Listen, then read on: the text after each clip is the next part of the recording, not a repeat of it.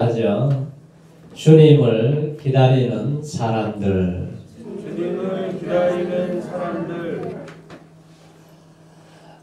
지난 토요일은 정말 뜨겁고 아주 흥분되고 놀라운 날이었습니다.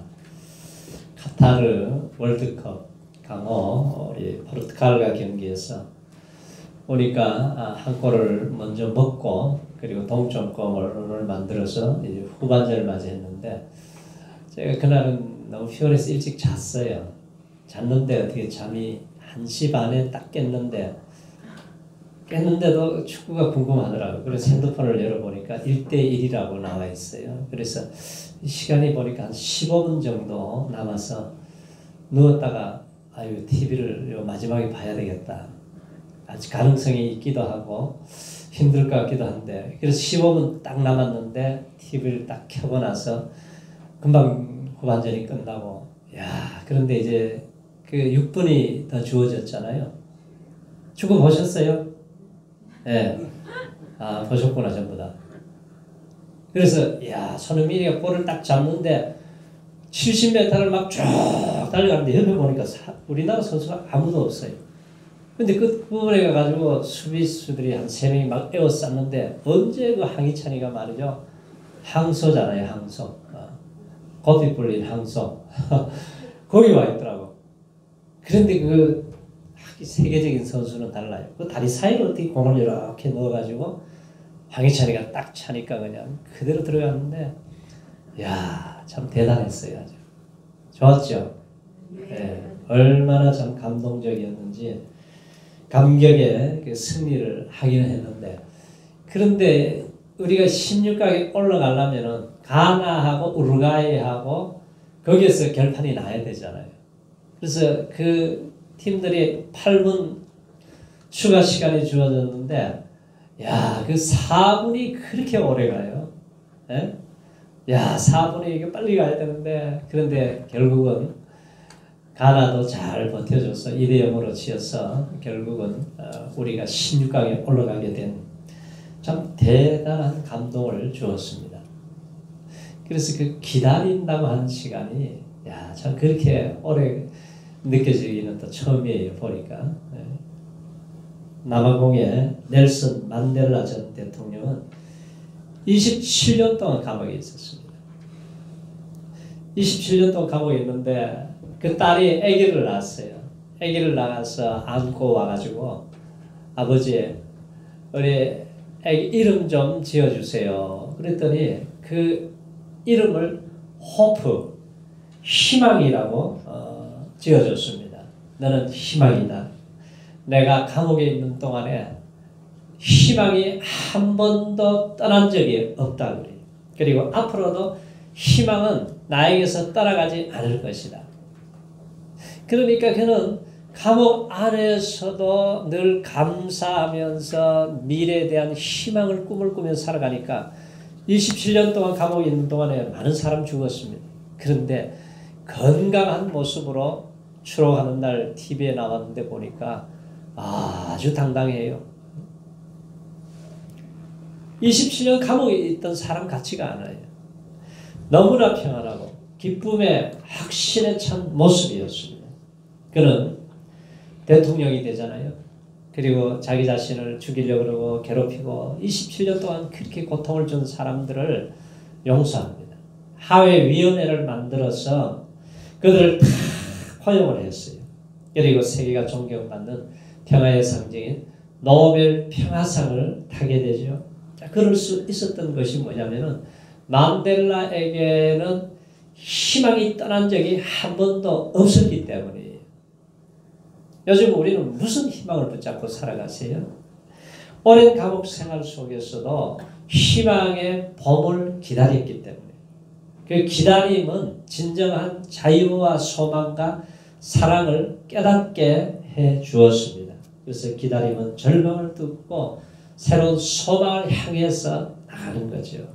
그래서 오늘 살아가는 대부분의 사람들은 이 조급 중에 걸려서 살아갑니다. 무급해 빨리 병에 걸려서 살아가는데 우리가 이제 패스트 패스트푸드 문화와 인스턴트의 문화에 길들여진 우리들은 때로는 우리에게 인내심을 가지고 기다리는 지혜를 가지고 살아야 될 때가 있습니다. 그래서 기다림은 내일의 희망이고 내일의 꿈이에요. 그래서 기다림은 우리 인생을 자꾸 성숙시켜주고 풍요롭게 만들어주기도 하죠. 그래서 기다림은 오늘의 현실을 넘어서 내일로 다가가게 하는 힘입니다. 자, 오늘은 이제 교회 절기 새롭게 시작되는 대림절입니다. 자, 대림절은 뭐 대강절, 강림절이라고 그러는데 그러니까 성탄이 오기 전에 4주간을 대림절이라고 해요. 그래서 대림절의 의미는 2000년 전에 이 땅에 오신 메시아로 오신 그리스도의 성탄을 회상하는 거죠. 그리고 내 심령 속에 또 삶의 현장에 주님의 능력으로 임재해 주시기를 기다리는 거예요. 그리고 마지막 때에 다시 오실 주님을 기다리고 소망하는 이 절기로 우리가 보내게 됩니다. 자, 이 기간에는 자신을 돌이켜보는 거죠. 그리고 하나님과 뭔가 잘못된 것이 있으면은 회개를 하고 깨어서 기도하면서 주님 맞이할 준비를 하는 때예요. 대림절 기간은 들뜬 분위기가 아니라 차분하게 자신을 말씀의 거울에 대해 비춰보고 자신을 내어놓고 우리가 삶과 봉사를 실천하는 절기입니다. 그래서 대림절 첫 번째 주일을 맞이하면서 자, 우리의 태도를 말씀을 통해서 점검해 봐야 됩니다. 자, 믿음은 뭐냐? 기다림이라고 그랬어요. 믿음은 기다립니다. 믿음의 조상 아브라함도 민족을 이루고 이름을 창대케 하고 복의 근원이 되게 해주시겠다고 그랬죠. 그래서 하나님의 계획은 하나님 방법대로 해가지고 왔어요. 그런데 하나님이 아브라함은 아들 하나 주는데도 얼마나 기도합니까? 25년을 기도해요. 보통 가정들은 뭐 결혼해가지고 1년, 2년 지나면 자식들이 태어나잖아요. 그런데 아브라함은 25년을 기도해서 아들을 낳았는데 그런데 너무 서둘렀어요. 한 번은 10년이 지났는데 사라는 경수가 끊어지고 늙고 하니까 이제 하가를 통해 종을 통해서 아기를 갖자고 제안을 할 때에 아브라함이 무슨 소리냐 그런 게 아니라 하가를 취해가지고 결국은 이스마엘이 태어나잖아요. 기다리지 못한 이 조급증 때문에 결국 이스마엘이 태어나서 오늘날 아랍에서 계속해서 전쟁이 판이 커져가고 있습니다. 대포를 쏘고 사람이 죽고 이 고통이 계속 일어나요. 그래서 우리가 하나님의 때를 기다리는 이 지혜를 우리가 배워야 돼요. 프랑스의 작가 사무엘 베케트는 인간은 본래 기다리는 존재라고 그랬어요. 기다리는 어릴 때는 어른이 되기를 기다리고 우리 손자들이 군대에 가면은 무슨 날을 기다려요? 제대할 날을 기다려요. 아픈 사람은 빨리 병원에서 퇴원하기를 기다리고 총각들은 또 사랑하는 사람을 만나기를 기다리는 거예요. 이해할 수 없는 문제에 시달리면은 그 사실의 의미를 깨닫기를 우리가 기다리게 되죠. 그래서 대강절은 예수님의 오심을 우리가 기쁨으로 기다리는 절기입니다. 자, 이 절기에는 세 가지 복합적인 의미가 있어요. 인류를 구원하시기 위해서 오실 메시아를 대방하는 것이고 그리고 임마누엘로 주님과의 만남을 대방하는 것이고 또 마지막에는 다시 오실 주님을 기다리는 은총의 시간들이 그래서 구약시대 유대인들이 보세요. 바빌론의 포로 70년 생활하고 고국에 돌아가면은 이제 다윗과 같은 그런 시대를 재건하고 대단한 행복을 누릴 환상을 가지고 왔지만 그런데 그들의 꿈과 기대와 달리 정말 힘들게 살았습니다. 너무 어렵게 비참해졌어요. 유대 나라는 그 로마 제국에 집합해가지고 식민지 나라가 되어서 얼마나 힘들어요. 그래서 이 오늘의 배경을 보면은 말라기 시대에 세례 요한이 출현하기까지는 400년이 걸리잖아요. 400년 동안 선지자가 없었어요. 하나님의 말씀이 없었어요. 암흑기였습니다. 400년 동안 강대국에 짓밟혀서 억눌리면서 경제적으로 피폐해지고 정치적으로는 주권을 빼앗겨 버렸고 메마른 땅같이 하나님의 말씀을 듣지 못한 이스라엘의 백성들의 심령이 굉장히 메말랐어요. 갈급해졌어요. 그래서 이들이 정말 다윗이 통치하는 옛날의 영광을 회복해 줄 줄 알았던데 기다렸지만 로마의 식민지, 우리나라 일제 식민지 시대처럼 그러한 어려운 시대였습니다. 자, 그러한 때에 요단강에 흐르는 강야에 살면서 옷은 약대 털옷을 입고 음식은 석전과 메뚜기를 먹으면서 지나는 사람 세례 요한이 예수님 오시기 6개월 전에 나타나서 오늘 메시지를 주세요. 희망이 사라져요. 지도자가 없었던 암흑기 시대에 세례 요한이 나타나서 회개를 외치면서 세례를 주면서 활동하기 시작했습니다. 수많은 사람들이 몰려와요. 세례에 대한 요한에 대해서 궁금증이 생겼습니다. 그래서 사람들이 자꾸 질문을 해요. 조금 더 꺼리낌 없이 그 질문에 대해서 결코 자신은 메시아가 아니라고 단호하게 얘기를 하죠. 오늘 본문에 보세요. 19절 같이 한번 읽어보세요. 자, 19절에 자, 시작. 19절 시작. 유대인들이 예루살렘에서 제사장들과 레위인을 요한에게 보내어 네가 누구냐 물을 때에 요한의 증거가 일어나리라. 좀 많은 사람들이 강야에서 활동하는 이 세례 요한에 대해서 여러 가지 얘기를 들었어요. 그분은 보통 사람이 아니라고. 그래서 유대인들이 예루살렘에 사는 제사장 레위인들에게 요한을 보냈습니다. 그래서 요한은 그 출생에서 그 특별한 사람이라는 것을 알 수 있죠. 제사장 샤가라 경건한 어머니 엘리사벳하고 이제 그 사이에서 태어났는데 누가복음 1장에 보면은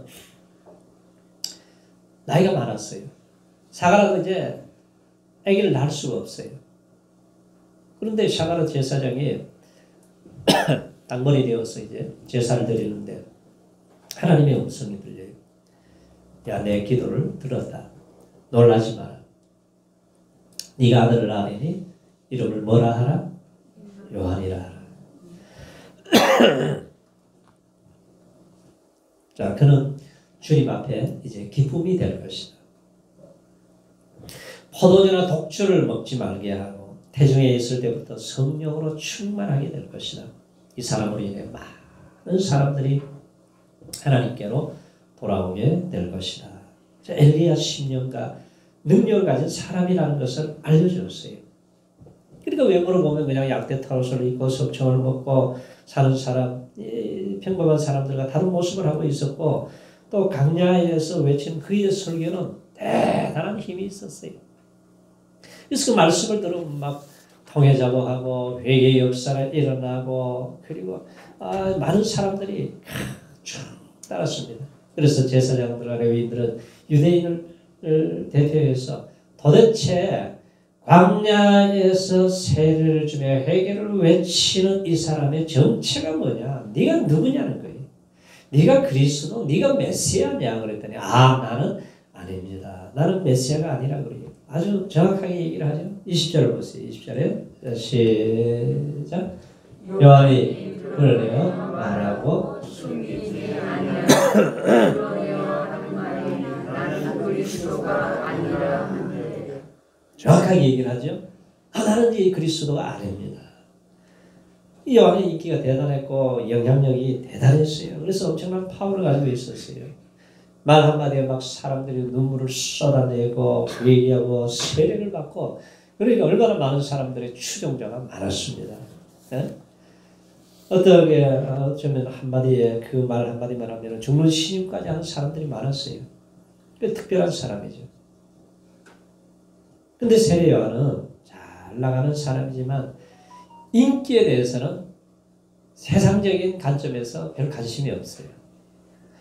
왜? 자기에게 주어진 사명이 무엇인가를 알기 때문에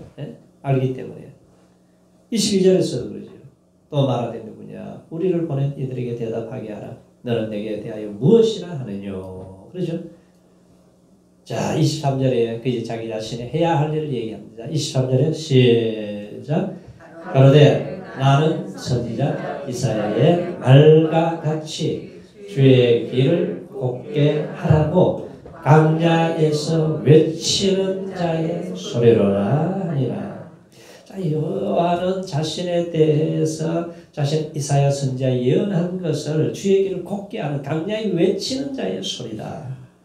과거에 임금님이 이제 어디 지역을 가게 되면 막 도로를 평탄하게 하고 딱 뭐 아주 잘 준비하잖아요. 그리고 예수님 오시기 6개월 전에 세례 요한은 지금 예수님의 오실 길을 예비하는 사람에 불과하다는 거예요. 나는 그리스도가 아니에요. 나는 예수가 아닙니다. 그런데 어떻게 선지자도 아닌데 네가 세례를 주느냐. 사람들이 막 화가 난 거예요. 막 따라다니면서 미워하기 시작합니다. 근데 요한은 자신은 소리에 불과하다. 신들매를 내가 그분 앞에 감당할 수 없는 존재라는 것을 확실하게 정확하게 얘기를 하잖아요. 그래서 모든 관심의 초점은 누구에게 맞춰주기 만들어요? 예수님께 맞추는 거예요. 그러니까 우리의 삶의 중심도 모든 승리가 있든지 무슨 일을 대단한 일을 했든지 예수님께다가 초점을 맞추시기 바랍니다. 예수님께 초점을 맞춰야 돼요. 자꾸 자기 얘기하다 보면은 이단이 되고 교주가 되고 자기가 하나님 자리에 앉아가지고 하나님의 영광을 다 도적질할 수가 있다는 거죠. 자, 별빛이 태양이 딱 떠오르면은 빛은 다 사라져 버리잖아요. 요한은 참된 증거자라는 거예요. 빛에 대하여 내가 증거하러 온 사람이다. 그래서 요한복음 3장에 보면 살렘 근처에서 요한이 세례를 주고 있어요. 사람들이 그런데 예수님이 딱 나타나니까 전부 다 사람들이 관심이 어디로 가요? 예수님께로 다 가버리는 거예요. 그래서 제자들이 와가지고 선생님 전부 다 지금 예수님께로 다 갑니다. 예수님께로 가고 뭐 예수님께 뭐 세례를 받고 그런다는 거예요. 그랬더니 시험 드는 게 아니라 뭐라 그래요? 야, 예수는 흥해야 되고 나는 새하여져야 된다 그래요. 그분이 흥하면 된다는 거예요. 네? 멋진 사람이잖아요. 자, 그리스도를 증거하는 그리스도인의 바른 자세죠. 나는 새하고 그리스도만이 증거되고 그리스도를 통해서 구원을 받게 됩니다. 그러기 위해서는 우리가 순종해야 되고 우리가 충성을 해야 되고 내가 죽을 때에 예수님의 영광이 나타납니다. 이 요한의 말은 자신을 겸손하게 표현할 정도로만 생각하면 안 되죠. 그가 하는 얘기는 뭐예요? 죄에 대한 촉구를 하는 거예요. 메시아를 영접하려면은 여러분 앞에 걸리적거리는 죄를 다 청산해야 됩니다. 죄를 치워야 됩니다. 이걸 해결하지 않으면 회개하지 않으면 안 된다는 거예요. 사람들이 후회만 하다가 끝나는 사람이 있고 회개까지 하는 사람이 있어요. 후회하는 것은 내가 어렸을 때 좀 더 공부를 열심히 할 걸. 내가 좀 더 열심히 사업을 할 걸. 뭐 자꾸 후회만 하다 끝나는 사람이 있어요. 그런데 앞으로 못 나가요. 구원이 없습니다. 근데 구원 받는 사람들은 회개를 하게 되죠. 이 잘못한 것을 돌이키고 돌아서는 거예요. 죄의 길로 가는 길을 돌이키는 거죠. 가룟 유다하고 베드로하고 차이가 뭐예요? 똑같이 잘못하고 죄를 지었지만 가룟 유다는 뭐합니까? 후회만 하다가 자살해서 죽게 되는데 베드로는 회개하고 기도의 자리를 가서 120문도와 함께 기도하다가 성령의 불을 받고 인류 역사상 위대한 사도로 쓰임받게 되는 거예요. 그래서 우리가 왜 교회를 옵니까? 교회에 와서 말씀을 듣다가 기도하다가 찬양하다가 회개가 터져나오는 거예요. 회개하면은 살 길이 열리는 거예요. 회개하지 못해서 사람들이 지옥 가는 겁니다. 너희가 회개하여 돌이켜 죄 없이 물 받으라 그리하면 유쾌하게 되는 날이 온다는 거예요. 회개한 자, 깨끗한 자에게 우리 주님이 오시기 때문에. 그래서 주님 오심을 기다리는 자들은 우리가 대림절을 맞이해서 내 자신을 깨끗하게 회개하고 우리가 성탄절을 맞이하고 또 새해를 맞이할 준비를 잘하는 믿음의 종들이 되시기를 축원합니다. 할렐루야. 무슨 멋지게 터리를 했느냐, 무슨 우리가 떡을 하느냐, 무슨 순서를 하느냐, 그게 중요한 게 아니에요. 주님과의 관계가 회복이 되어야 됩니다. 하나님과 나의 관계 어디서 무너졌는지 잘 준비해서 지혜로운 다섯 처녀처럼 기름을 준비해야 돼요. 주님 오늘 저녁에 오셔도 내가 주님 맞이할 준비를 하는 게 지혜로운 쪽이죠. 미국에 마마라고 하는 병이 막 돌아가지고 아이들이 막 죽어갑니다. 막 그냥 옆집에도 죽고 앞집에도 죽고 아이들 죽어가요. 그런데 그레이스라고 하는 아이가 있는데 그 집에도 막 이 마마라는 병이 열꽃이 피어요. 얼굴에 막 열꽃이 피는데 그 엄마가 잘 몰라가지고 손깎이로 막 이걸 파주고 쇳덩어리로 새로 막 파주었어요. 그랬더니 나중에 얼굴이 어떻게 되냐면 곰보가 돼버렸어요. 근데 이 초등학교 이제 학교를 가는데 아이들이 막 놀리는 거예요. 개구리라고 그러고 막 곰보라고 그러고 보기 싫다고 그러고 그러니까 집에 와서 막 울면서 그러니까 엄마가 이제 때가 됐구나. 그래서 아이에게 얘기했습니다. 야, 이 마마라는 병이 열꽃이 피었는데 그것 때문에 옆집에 누구도 죽고 다 죽었잖아. 그런데 하나님이 너만 살려주셨어. 그 얼굴의 모습은 하나님이 너를 사랑한다는 사인이야, 사인. 예? 그러니까 절대로 누가 뭐라 그래도 너 거기에 신경 쓰지 마라. 그리고 너를 위해서만 살지 말고 다른 사람을 위해서 살라는 것이다. 이 한마디가 그의 인생을 완전히 바꿔놨습니다. 자유가 온 거예요. 그냥 그걸만 쳐다보면 막 주눅이 들고 아이들 앞에 가지도 못하고 학교도 그냥 안 가려고 그랬는데 그 엄마가 그 한마디 해주니까 완전히 평화가 찾아온 거예요. 그래서 학교 당당하게 가가지고 놀려도 여유가 있어요. 무슨 욕을 해도 무슨 곰보라 그래도 개구리라 그래도 상처를 안 받습니다. 그러니까 자신감이 있으니까 열심히 공부하더니 하버드 대학교 로스쿨에 들어가 있어요. 이제 파티를 하는데 초대를 받았습니다. 그 파티장에 아주 유명한 영문가의 집안의 아들이 있는데 당당하게 가가지고 저희 댄스 파트너가 좀 되어주십시오.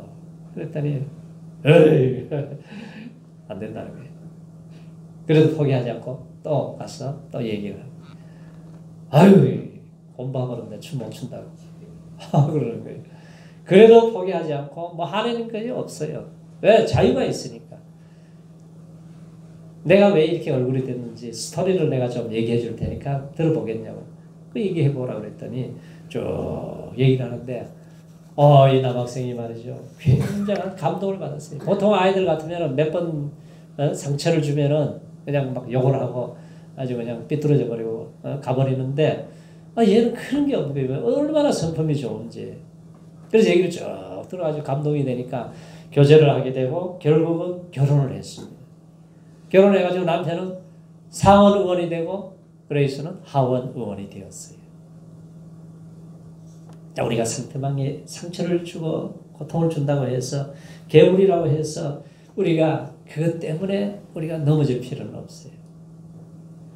내게 진짜 하나님의 은혜가 임하고 하나님의 평화가 있고 자유함이 있으면은 우리가 여유 있게 받아들일 수 있는 하나님의 자녀로서 자존심을 가지고 살 수 있는 거죠. 그래서 우리가 누가 욕을 해도 기다리고 인내해 줄 때에 이해하게 되고 결국은 그것으로 인해서 더 좋은 결과를 가져오게 된다는 것입니다. 자, 요한은 내 뒤에 오시는 예수 그리스도에게 초점을 맞추고 살았어요. 내 자신에 초점을 맞추는 게 아니라 주님께 초점을 맞추고 그분을 위해서 그분의 영광을 위해서 그분의 길을 예비하는 강량이 외치는 소리로서 나는 그분 앞에 신들매를 감당할 수 없습니다. 이 고백을 하면서 예수께로 인도하고 예수님을 높여드리는 이 세례 요한 6개월 전에 와서 이 길을 예비한 거예요.